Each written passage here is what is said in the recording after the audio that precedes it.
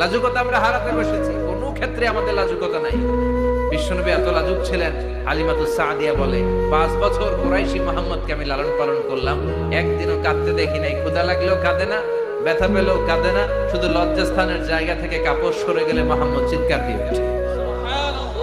কি লাজুক ছিলেন বিশ্বনবী। পাথর টানে কিন্তু লুঙ্গি খোলে। আশেপাশের বন্ধু বান্ধব সব লুঙ্গি খুলে টানতেছে।